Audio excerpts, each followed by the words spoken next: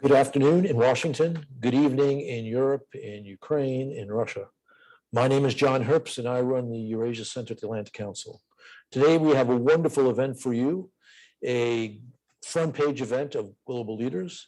And we have with us a very, very interesting global leader today, Mikhail Khodorkovsky, the founder of Open Russia, a long-term businessman, very successful businessman in Russia, and the leader of, you might say, those who want to see an open society in Russia.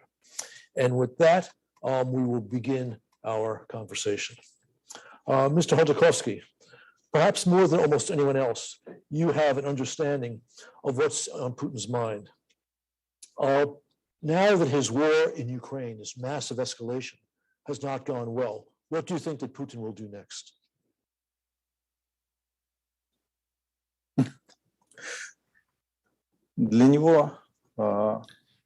For him, a bad option would be to not win Ukraine. The Russian authorities, Russian powers, when they lose a war, traditionally, historically experience big problems in approximately 2 years after such a non-victory.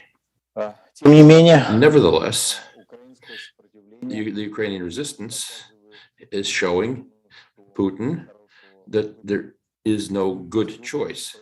You can choose to either lose on the front or make believe that you've won. I think that in the end, the decision is going to be made to make it look like we won, pretend that we won. But before that, I'm afraid for the Ukrainians, the Ukrainian military face a few more weeks of having to show a firmness. So what would be something to make a show that he won when perhaps he hasn't? What would fit that need for him?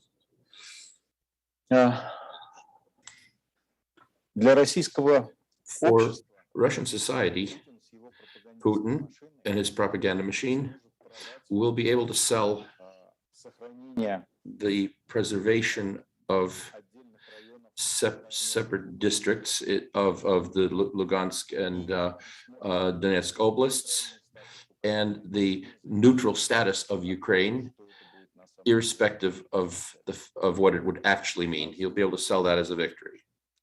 On the other hand, the already existing part, aggressive part of Russian society and Putin's inner circle will be satisfied only with the capture of Kyiv and the replacement of the power in Kyiv. I don't think they're going to achieve that. I'm sure, like everyone else, you paid close attention to the video of Putin meeting with his national security team just before this new invasion. And then the video of Putin meeting with the defense minister Shoigu and the top general Gerasimov shortly after the major invasion. And both of those videos, no one in the room seemed to be smiling. It almost seems as if this was Putin's decision to escalate, and maybe his advisors were stunned and maybe not supportive. Do you think that's true? Because you talk about an aggressive component of the Russian population, an aggressive component of his окружение, his entourage. How serious is that entourage? In other words, the aggressive part of that entourage.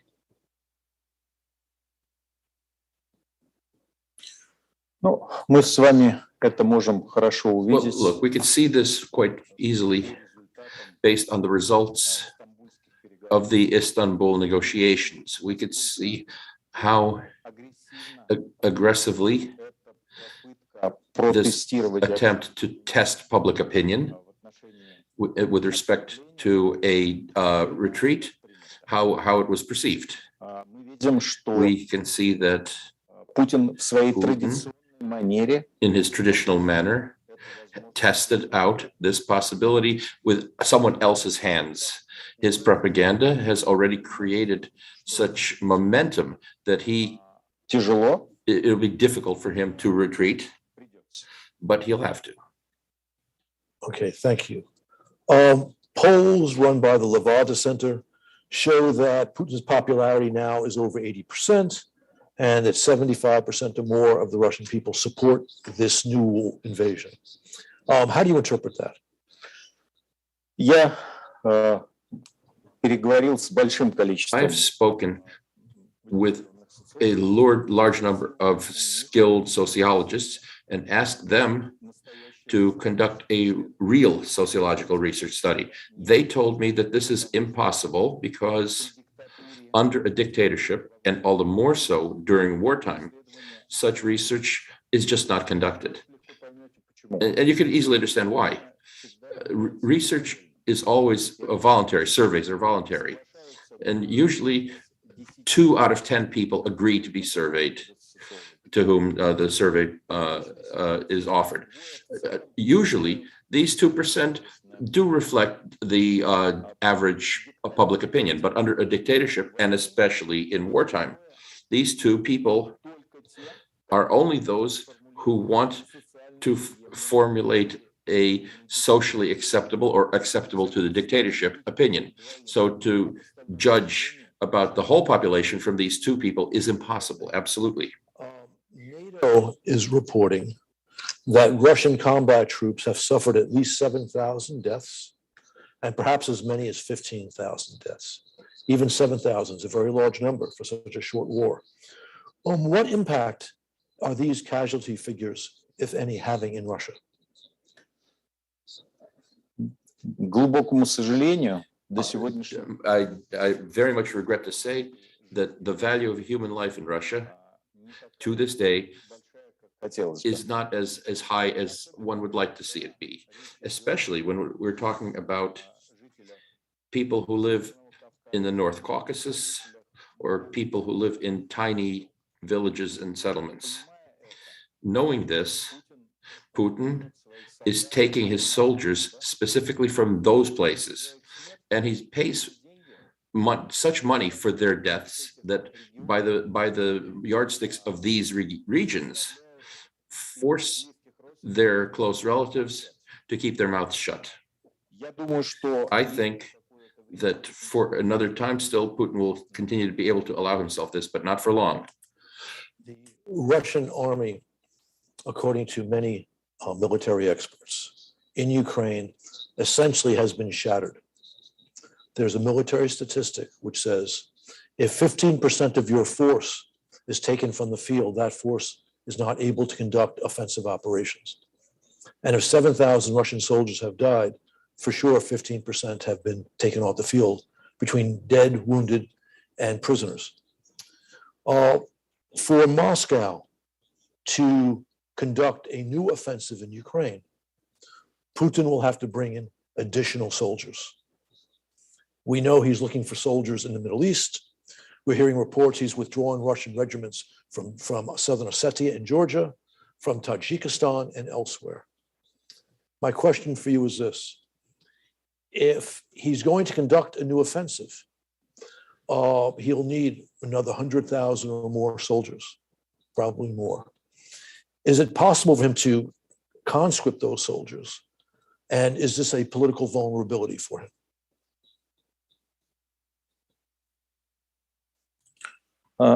Без всякого сомнения, Without any doubt whatsoever, such a step, if Putin is forced to take it, that is just to conscript maybe 200,000 or so reservists, is going to be politically extremely heavy for him. How heavy? Today, nobody could predict. Yes, to call up such a quantity of people is something that he could do, and even more. I think that he could call up 1 million people. But then big cities are going to end up in coffins. Big cities where the public opinion is entirely different as to the value of human life.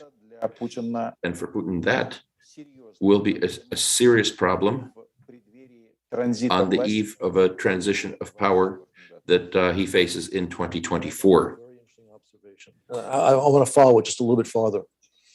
Putin has been playing games with the threat of nuclear activity, nuclear strike. And you hear Pskov, the spokesman for the Kremlin, and other Russian officials saying, well, for example, Ukraine is having NATO bases, or Ukraine becoming part of NATO is an existential threat to Russia. At the same time, you are saying, so therefore, for Putin to win in Ukraine would seem to be an existential issue for him. But you are saying that he is reluctant, at least at this point, to call up the forces he needs for another offensive in Ukraine because there are political dangers for him in the country. Isn't it strange if, in fact, he considers Ukraine's geopolitical position an existential matter for him, that he's unwilling to call up those forces? At least now.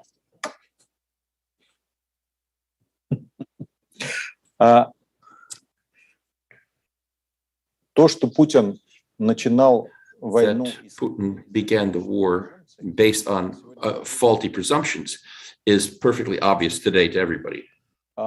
и для самого Путина, For Putin himself, and we can see this from his relations with both those FSB officers who were responsible for preparing for the invasion, and with his army structures. I deem that if Putin had assumed such an organized and tough resistance, if he had presumed that, maybe he might not have decided to start such a war. But he felt that he will be met there, if not with flowers, but at least there wouldn't be any organized resistance. And that was a huge mistake. And now, a good way out of this big mistake, well, there is none, is there? Very interesting. Okay, thank you. As I'm sure you know, the White House has refused to help send MiG fighters to Ukraine and to take other strong steps of support for Ukraine because of fears that Putin would find it, quote unquote, provocative, and that could lead to a nuclear standoff or worse. Critics say that this means Putin is deterring the West, the United States in particular, from defending Ukraine adequately and from defending its own interests. What do you think about this? Существует два, на мой взгляд, In my opinion, there are two misunderstandings in Europe and America. The first misunderstanding is Европа, that Europe, especially America less so, is saying we're not fighting. наша война. This is not our war. Предполагает, And assume that Putin perceives this in the same way. In actuality, Putin has already said more than once, and his propaganda has been saying it, that and this is how Russian society sees it, that the war on the territory of Ukraine is specifically with the United States and specifically with NATO. And this, it's not our war thing, really sounds a lot like an ostrich trying to hide its head in the sand. But it's not sand, it's a concrete floor. Теперь Now, вторая проблема, the second problem that редко задумываются. also people don't think about all that often, pushing the red button for a nuclear war. For Putin, it's not, that does not mean that pushing the button will launch the missiles. It's a vote of confidence in him on the part of the generals, because this is a command and it has to be carried out. But if it is not carried out, then the only way out from there is death. Death, either for Putin personally or for the generals who refuse to follow orders. And I am nearly 100% convinced that right now Putin is prepared for this vote of confidence in himself far less than he was even a month ago. From your lips to God's ears. Yes, okay. If Putin is able to achieve some sort of diplomatic settlement, well, actually, let me put it another way. Coming back to this, what do you think Putin does next? Do you think there's going to be another offensive in Ukraine? I would say this offensive has pretty much been stopped. Is there going to be another offensive by Russia in Ukraine?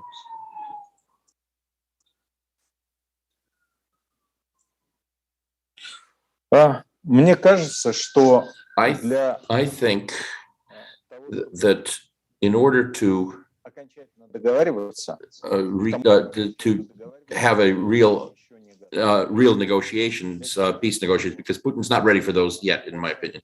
I think that before that he and the crazy people in his entourage are going to try once again to resolve the problem in a military fashion. Likely, this will be an attempt to surround the troops that are in Donbass. Perhaps there might be some other steps and attempts, but I think that the Ukrainian troops are still facing a need to show their toughness. Further, if in fact there's another offensive, and if that offensive fails to achieve new victories, then you're thinking Putin would be ready for a diplomatic settlement. мне хочется верить, что да. I would like to think so, yes. If in fact, let's just speculate a little bit. If in fact, for example, they reach an agreement where Russia retains at least the independence of the Luhansk and Donetsk People's Republics, or at least this is not contested, and there's a ceasefire. Do you think that ends the conflict between Putin and Ukraine? Or what comes next?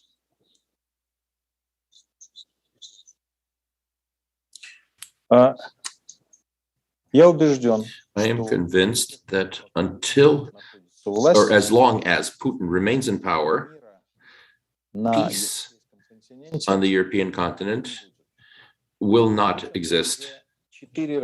For 4 times already, Putin has been solving his political problems within the country through aggression. This was in 1999, in 2008, in 2014, and now it has been in 2022. Even if he convinces Russian society that he has won, that will give him a little bit of breathing room, but not much, because the crazy ones in his entourage will feel the taste of blood and are going to press further. And the result of this will be a new war. Now, it is another matter that if right now he manages to win in Ukraine, which I don't believe will happen, but if, hopefully not, then the next war will be on NATO countries' territories, most likely the Baltics. If he can't win in Ukraine, then he will try once again to attack Ukraine. So for this reason, as long as Putin is in power, stability on the European continent is an impossibility. That Article 5, right, which commits each NATO member to defend other members of NATO, will not deter a victorious Putin in Ukraine from attacking the Baltic members of NATO. Я уже сказал, это драматическая. I've already said, this is a dramatic mistake that exists in the heads of Western leaders. They think that Putin sees this war as a war with Ukraine only. This is not so. He sees it as a war with NATO and the United States And he says this all the time. So in this sense, there's no grounds not to believe him. So a transition or a crossing of the boundary into a NATO country is a natural step for him, and a step in that direction in which he's trying to achieve. He believes that NATO will not respond, and if it does not respond, it will fall apart. And the collapse of NATO on the European continent is that objective, which would suit him perfectly well. I'm asking you this for your approval or not, that if NATO is serious about defending itself, it should defend itself in Ukraine and give Ukraine everything possible to defeat Putin in Ukraine.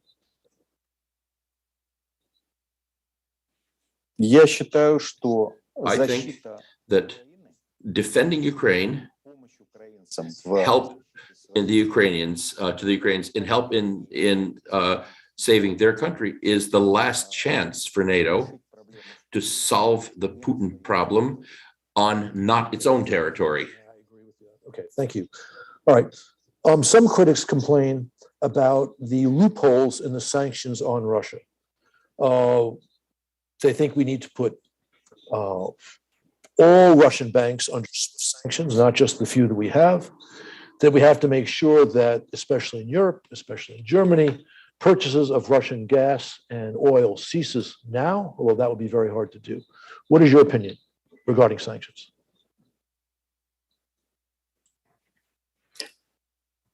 I consider that a part of the sanctions, namely those against the Central Bank of Russia, were unexpected for the Kremlin and quite effective. Now, are these sanctions sufficient? It's complicated to say for me. Can Europe today survive a total non-use of Russian oil and gas? I'd say probably more no than yes. I think rejecting the need, at any rate, of Russian energy needs to be a huge question for Russia, because Russia's been using this weapon more than once, and he will use this weapon in the future as well.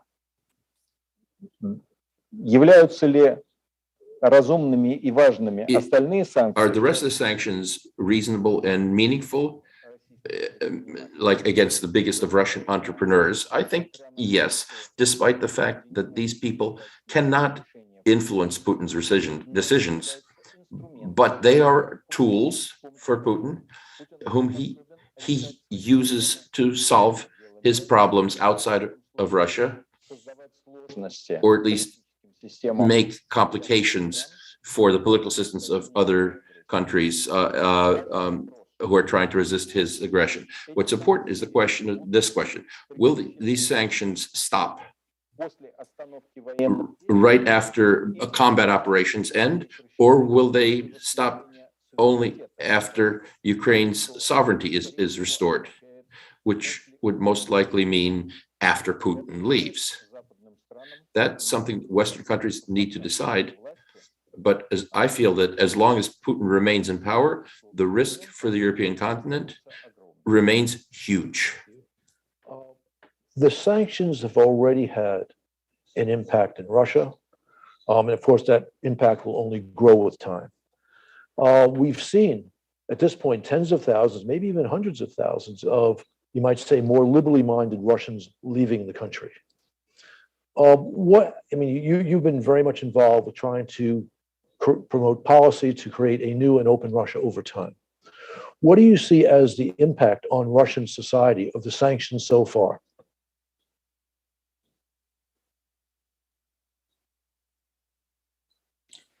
For now, as of today, Russian society has still not felt the full brunt of the sanctions. For now, Putin has managed to hold the economy, keep the economy supported. And this has much to do with the fact that the sanctions initially were not exhaustive. They gradually grew. So I think that Russian society will feel the full impact of the sanctions in a few months.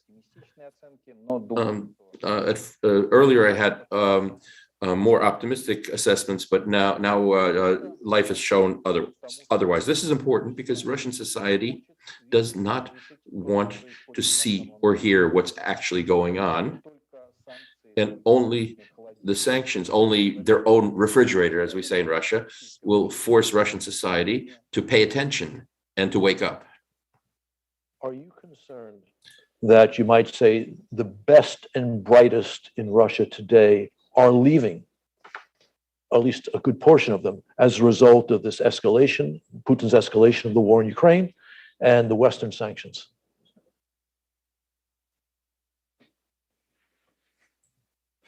У этого есть крайне негативная сторона. This does have an extremely negative side because Russia is losing a significant chunk of its intellectual abilities, of its culture, of the normal leaders of public opinion leaders. On the other hand, Putin has been hitting these people in a targeted fashion. And by staying in Russia right now, they would be risking a lot.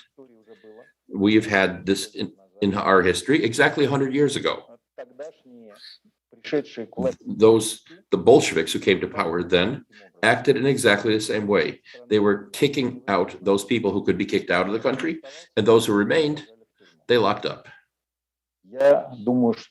I think that the people who are leaving today will return, but they'll return when Putin is no longer in power.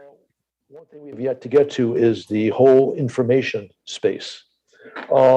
In the past several weeks, since this new escalation, Putin has shut down the remaining independent media. He's passed draconian laws relating to demonstrations and also relating to even the way you can discuss the war in Ukraine, right? You can't use that word in Russia, war. You speak of a special military operation.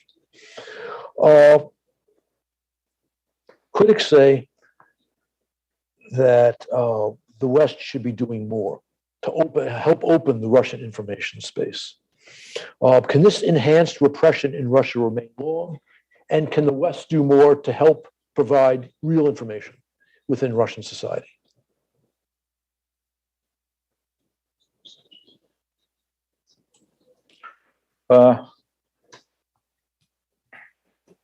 Путинская пропаганда является... Putin's propaganda today is quite artificial today. It reports to Russians all the most horrible facts that you can see on your own TV screens, but it spins them otherwise. And the people who are afraid to come out in the streets because they might be repressed and who are looking for some kind of explanations for themselves other than we are cowards, they gladly take these words that they're given and explanations that the Kremlin propaganda gives them. Therein lies our biggest problem, not in the absence of information. What can and must be done is to give more opportunity for communication with Russian society to Russian public opinion leaders. There are very many of these people who have now moved to the West because they were afraid of being locked up. And these people communicating with Russian society are capable of influencing public opinion. That's a really interesting observation. What should the United States, our allies and partners in Europe do to help these opinion leaders Russian opinion leaders who are now located outside of Russia?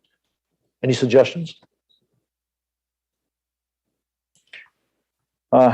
Эти люди неожиданно для себя These people, unexpectedly for themselves, are outside their country.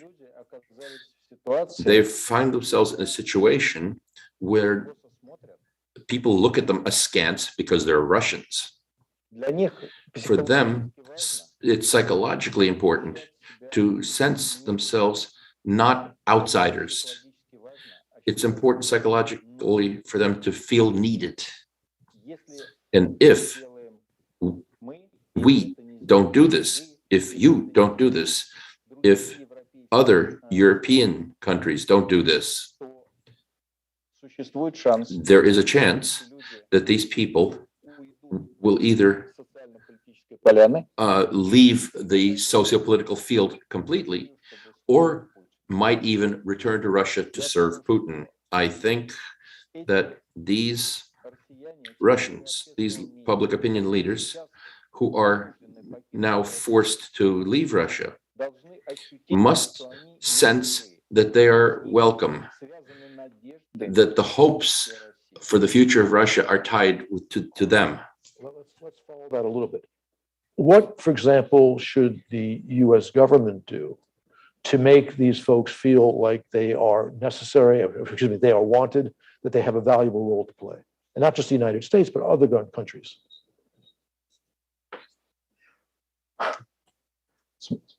Эти люди Look, сейчас these people today don't have jobs. They don't have an opportunity продолжать свои коммуникации to continue their communications with Russian society, because где они зарабатывали вчера, where they earned money yesterday, the social networks, for among others, are closed to them. That is, the ability to earn money through the social networks. They can't earn because banks refuse to open bank accounts for them. They can't feel themselves нормальными. normal people because they're not being given visas. Они встречаются сейчас, They сталкиваются с meet, they encounter a situation where between them and the Putin regime, иногда знак равенства. sometimes an equal sign is placed between them and the Putin regime. And if we want these people to be that future of Russia that we all want to see, then today we need to be helping them. From our side, I mean myself, the anti-war committee of Russia are doing what we can in this direction. С этой проблемой справиться. But we alone can't solve this problem. There are too many people, and their problems have much to do with the positions of government agencies, of the banking systems, and with the rhetoric of political leaders here in the West. But you just referred to the anti-war committee, and this is something we should talk about here. Why don't you let our viewers know the activities you've been undertaking since this new Kremlin escalation of the war, the establishment of the anti-war committee, the different aspects of your work.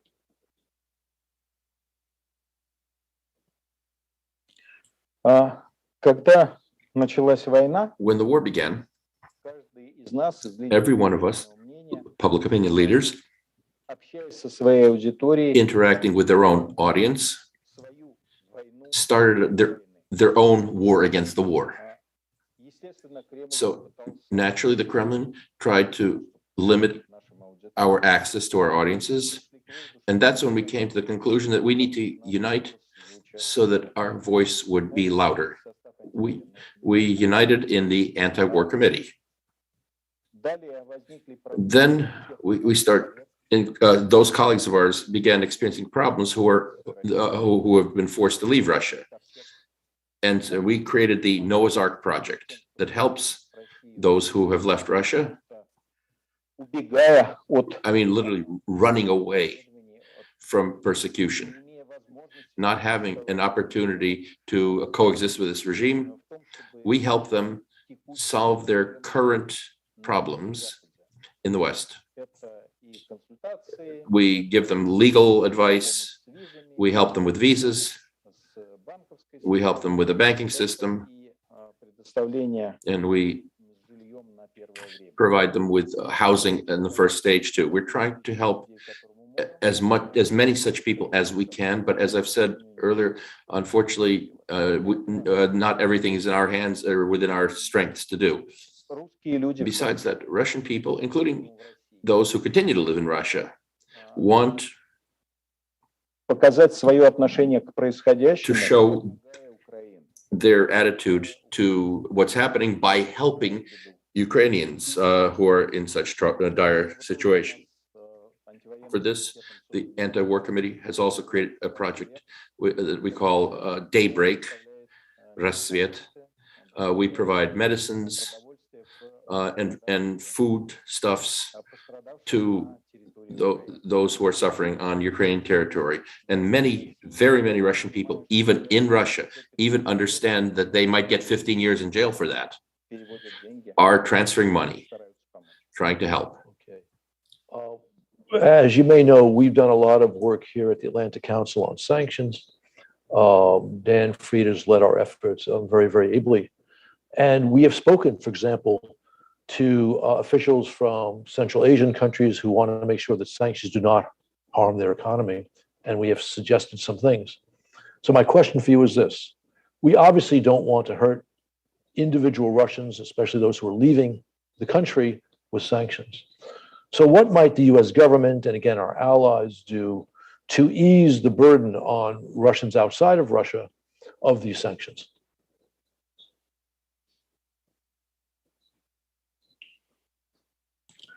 В Соединенных Штатах существует In the US, there exists a quite efficient mechanism of removing individual sanctions from people who show that they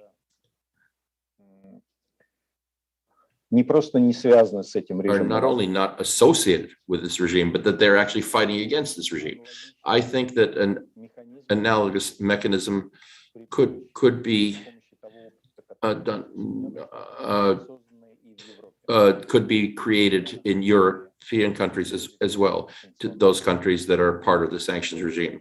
On our side, at the Anti-War Committee, are prepared to provide large assistance in this respect, because we know these people, and those who we don't know, we can find out easily about them. In a sense, you've already provided some answer to this, but what advice would you give to President Biden to deal with Putin's war in Ukraine and Putin's larger objectives?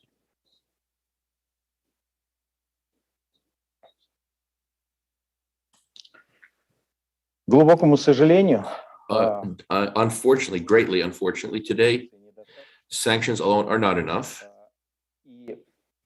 сегодня без And today, without military assistance to Ukraine, говорить о том, чтобы to speak of how to deal with Putin's aggression is impossible. So in my opinion, it's about time to stop with the self-deception that Putin will get upset about more or less active steps. As Putin sees it, he's already at war with the United States. The sanctions at today's scale is already war as far as Putin is concerned. Putin is saying that, what, you haven't heard? He says that weapons shipments to Ukraine are war. What, you didn't hear that? Putin says that training Ukrainian soldiers is war. What, again, don't you hear that? So you're telling Putin, we're only going to be sending missiles with such a range, but with a longer range, we're not going to see. That's not serious. Putin sees, understands force, and whether either this force is going to be shown, or he's going to keep on implementing his plans.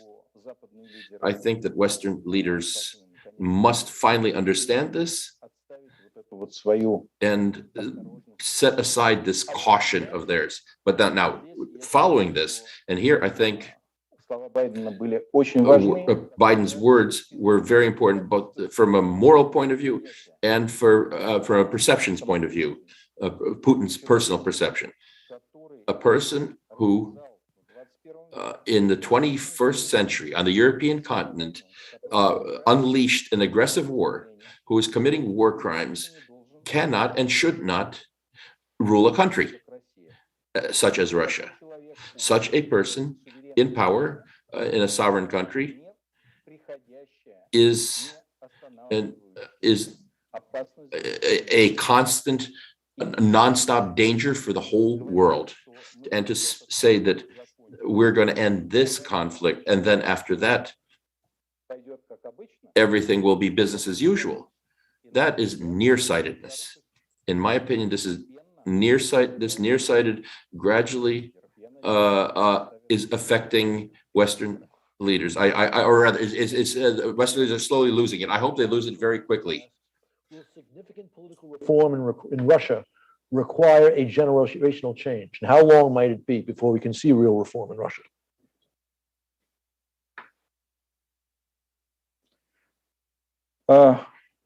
Я не вижу I don't see an alternative for the conducting of political reforms other than a regime change. Putin has gone too far on his path to agree with the necessity of democratic reforms. As long as he remains in power, there will not be any real reforms. Thank you. A question from Anthony Cowden, which you've already touched on a little bit.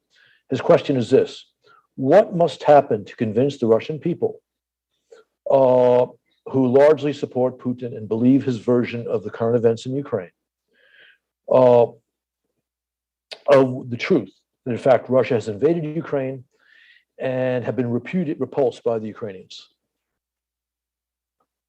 Мы не знаем на самом деле. We really don't know what proportion of Russians understands this and what proportion does not. Because under a dictatorship, people don't give sociologists honest answers in surveys. And I think that the person asking the question would not give such an answer if he knew that he might get jail time for giving an honest answer. In order to help people understand what's really going on, we need for Russian public opinion leaders to communicate with Russian society. And in this, we can and should help them a bit.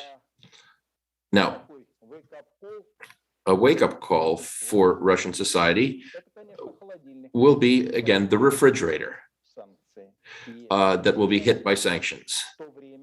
And now is that time when I say that the sanctions are imperative. Question from Alain Bobbitt. If Putin were to be somehow neutralized, who or which group do you think would be next in line? And would they be different from Putin?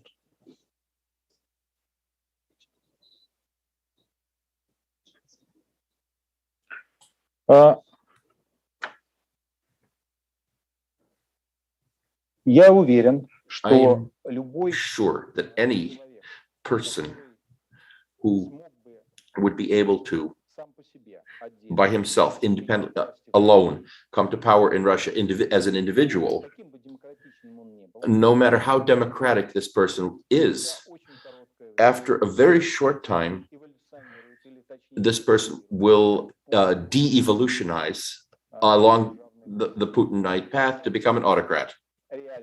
This is the reality of power without checks and balances.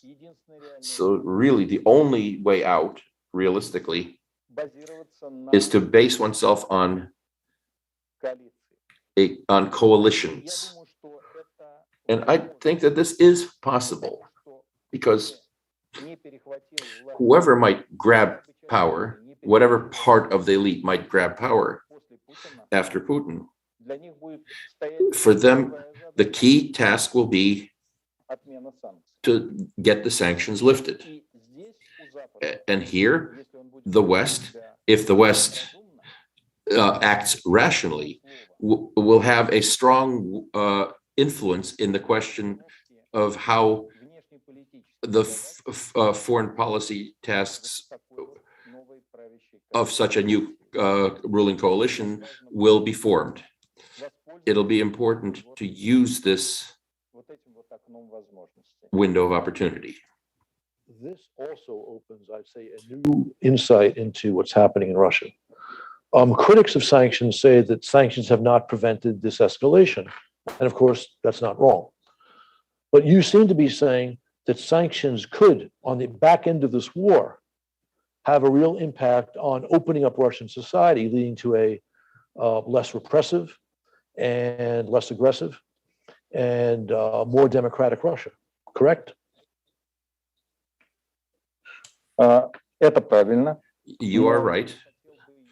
But I would like to just add that it is strange to not notice that impact that the sanctions are already having today. A whole range of military factories are shutting down because components are not coming into Russia because of the sanctions. Russian society, its level of growing irritation with the sanctions is not allowing Putin to conduct a full-fledged mobilization. These are important effects of the sanctions today already, and it would be incorrect to not see them. We have a question from Albert Goldson of the AtlanticCouncil, a think tank in New York. The question is this: to what extent can Putin rely on China politically and for military equipment?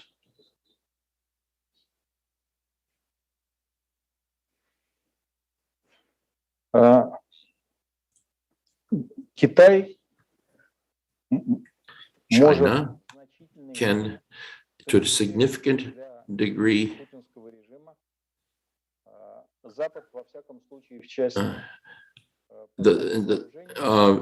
replace the West in weapons delivery shipments and in supporting at some level the Russian economy. China clearly doesn't want to do this for understandable reasons. For China, peace in Europe is sufficiently important. For China, American consumers are sufficiently important. And to put all this under question because of Putin's ambitions is something that China does not seem to want to do. If China retains such a position, I think that China needs to be viewed not as an enemy, but as an opponent with whom coexistence is possible. Thank you. Actually, I'm going to go a little bit further on Russia, China. Right now, they are working together against the democratic world.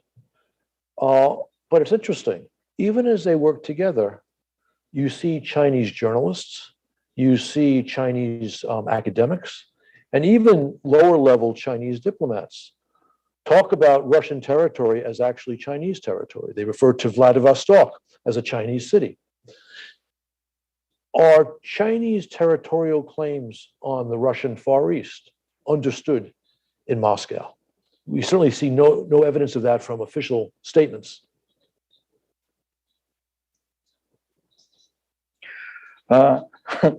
Меня тоже иногда это удивляет. You know, sometimes I'm surprised by this as well.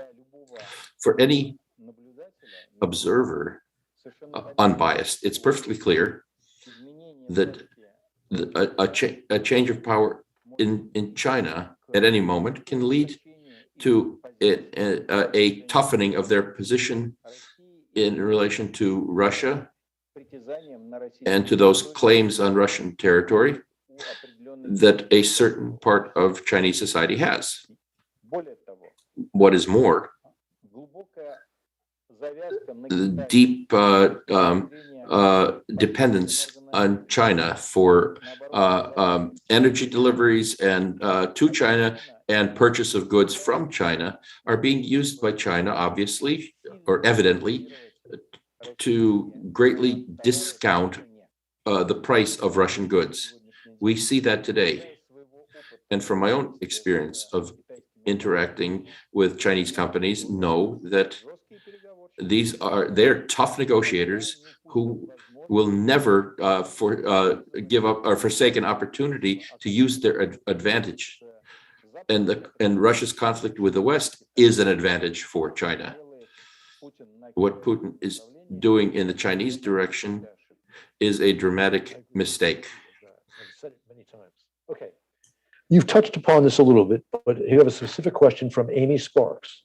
How do you think Putin will lose power? Will the West, NATO, be driven to somehow depose him? Or will powerful people in Russia be driven to do that? And do they have incentives to do that? Is this even possible? Я не верю в возможность для российского I общества don't believe in Russian society having the ability today to replace the Putin regime through a people's uprising. The reason is understandable. Russian society is unarmed, and Putin is ready to shoot and has enough soldiers who are ready to carry out such an order. Modern weaponry does not allow unarmed people to resist an armed regime. Replacement of Putin will most likely take place within the framework of a palace coup. And that is quite realistic because those people who are around him understand that with each passing day, with every decision by Putin, they're losing possibilities for themselves. Perhaps those people who are over 70 years old today are ready to live out the rest of their days in this cage behind this wall. But those people who are 40, 45, it's perfectly obvious, are not prepared for that, to do that. So I think that one of these days, Putin is going to experience an event he'll never forget. For joining us today. I'd like to thank our audience. I should point out that we have been partners with Open Russia. They helped us do some work on Russia, including a report on a global strategy for Russia. It's called Thwarting Kremlin Aggression Today for Constructive Relations with Russia Tomorrow, which you can find on our website. So again, thank you for a wonderful conversation, for working with us. Thank you very much. Thank you.